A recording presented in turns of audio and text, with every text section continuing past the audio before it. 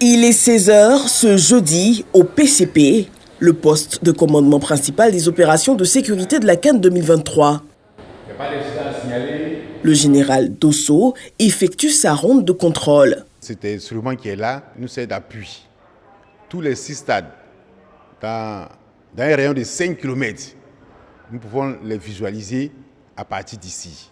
Constitué des forces de police, de gendarmerie, de l'armée, le PCP sécurise les hôtels, les salles d'entraînement, les escortes, les lieux d'hébergement, les sites de compétition. Tout se passe bien dans tous les stades et les populations sont canalisées jusqu'aux des lieux de parking jusqu'à l'intérieur du stade.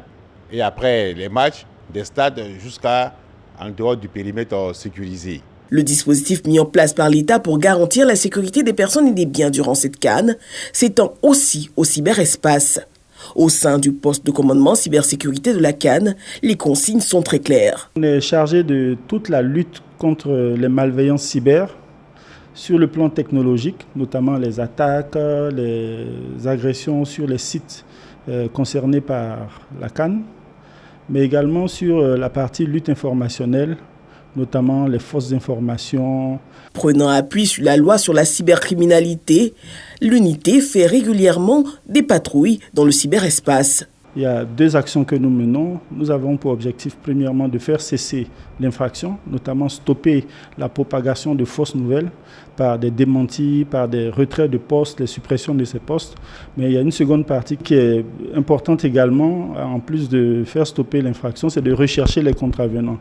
Pour ce qui concerne la cybercriminalité, les peines peuvent aller jusqu'à 10 ans de prison en fonction des infractions, mais les conséquences sur le terrain peuvent être traitées par le code pénal. Donc on peut avoir des sanctions criminelles qui vont jusqu'à 20 ans de prison s'il y a des conséquences comme des meurtres à cause d'un poste. Il faut que les internautes sachent que tout commence en ligne par des paroles violentes, mais ça continue sur le terrain après. Donc quand vous commencez en ligne, sachez qu'on est là sur le terrain pour vous. Avec le début des quarts de finale, place au redéploiement des équipes. Pour le match du 3 février prochain, les populations sont appelées au respect des consignes sécuritaires.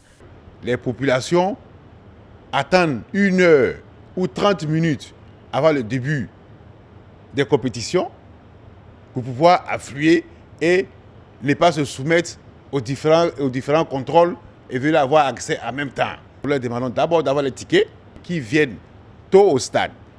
En venant au stade aussi, qu'ils se débarrassent des objets interdit. Et avec ces consignes, un rappel important, celui de la responsabilité en ligne.